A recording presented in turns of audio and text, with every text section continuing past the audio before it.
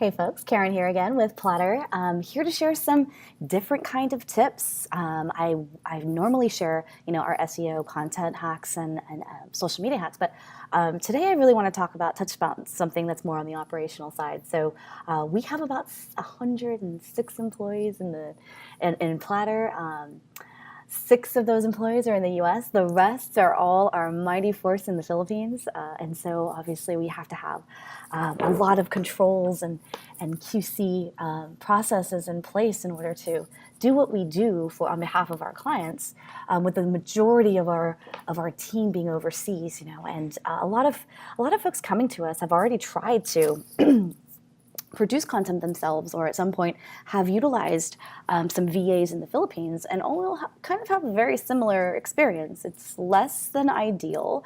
They find that the quality suffers a bit because they're just not native speakers, and all things that you're probably have experienced yourself if you're watching this now. So with any sort of outsourced team, not just those working in the Philippines. And so I'm going to show you one of the things that we do on the content side. And so it's still kind of content marketing hacky. But one of the things that we do that really helps to drive forward the quality of content that we're able to produce overseas. So I'm going to pop over. And so before I get into showing you what our secrets are, we as part of our content producing process, it goes from a Philippines writer to a Philippines editor, then to our Philippines quality assurance and SEO checkers, and then to our visual editors, and then it goes in the last pair of eyes. It goes through 5 checks, the last pair of eyes being a US-based editor to check for final tone and style. And those are still some of the things that we are finding trouble with in doing completely in the Philippines, but it's also because we want to ensure that the content that we're creating for our clients and for ourselves is written for a US-based audience. So there are just some things that you can't outsource. And I think tone and style and that US kind of sarcastic humor is a little lost when you're trying to do it in a different country. So that is one of the things that we do as a final check. But at that point, it's already grammatically correct. The content quality is amazing. And here is how we do it. I'm going to show you this example using one of our most common article types, which is the famed list post. And if you're unfamiliar with what a list post is, it's you're probably familiar with BuzzFeed. They've got 10 Harry Potter tattoos that you should probably get today, right? So it's anything on the list post side. It's an image with a paragraph, and then an image with a paragraph. And structurally, it's number 1, number 2, number 3, number 4, et cetera, et cetera. It is a list post. So using that most common article type as my example. So this is what we call the question-based template.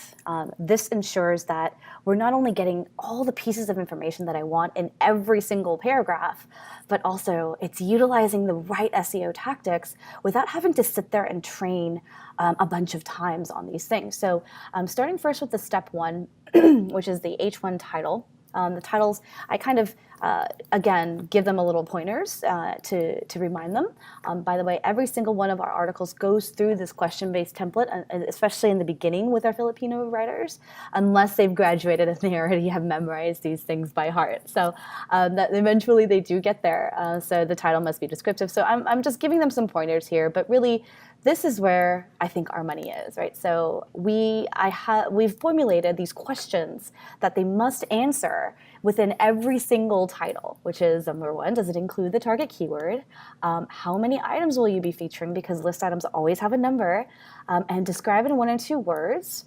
And I have links to help to describe what it is that they're doing and why this article is important to read, and what problem will they solve, or what is unique about this article. So again, the USP, the unique selling point, and should you include the domain keywords as part of this title? So this is that big thing. So we own internally makeuptutorials.com, petsymptoms.com is one of our clients. So do we need to include that because it is a highly searched exact match phrase with lots of volume? If so, use it. If not, then don't worry about it. But you put all of these together, so when you answer these questions to put together the title, then you see that our title result is pretty freaking amazing, right? So going past the title, though, is this first paragraph. And I think that's, this is another sample. And I kind of explain it, and I color code it so that, again, they know what element of the question is being answered. And so that is one of it's 3 pages long, but it's totally worth it just to go over the headline title. So next is the introduction paragraph, and I always say, don't write this yet. Write this last. Seriously, just move on to step 3. And that is how important it is for them to skip. So moving on to step 3, this is where the question-based template gets a lot of fun. I give them examples of a really good, these are H2 headlines. So I actually want to show you a piece of content because the headline one is very similar to the H1 title. So next, the actual kind of body of the paragraph. And this is why the question-based templates are so magical, and they help to keep your content quality and the comprehensiveness in a box, right? It's not something that they forget.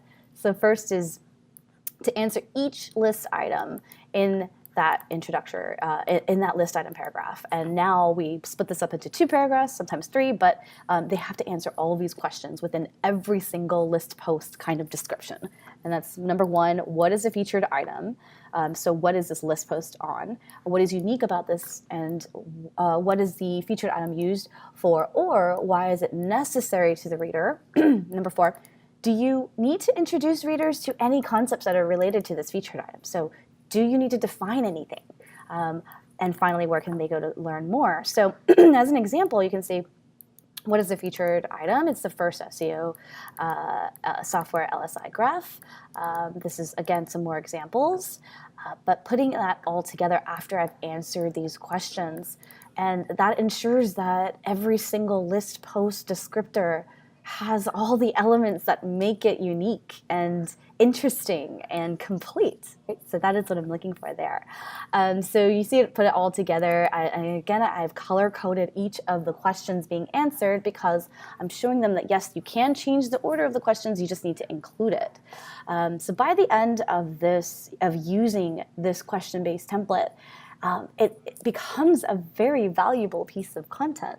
And the only thing that my editors are having to check for in the step 2 is grammar. They're not checking for, we used to before we using this question-based template, also have to check for and add to the content, but now they no longer have to do that. So think about some of the things that you're writing in the Philippines and see if there's some kind of a templatized question that you can include in every single one of those elements, and first of all, ask it, and then ask them to answer it. And that really does kind of smooth away any of the content quality issues, certainly for us that we've seen, but hopefully for you as well. But yeah, I'm hoping that this is useful for you. This was kind of a big game changer for us when we started switching from training into question-based templates, which is almost, if you think about it, training in and of itself. So fun stuff. Let me know if this works for you, or if you have any other questions regarding outsourcing. Definitely something that we're really passionate about and something that we'll consistently help our community with.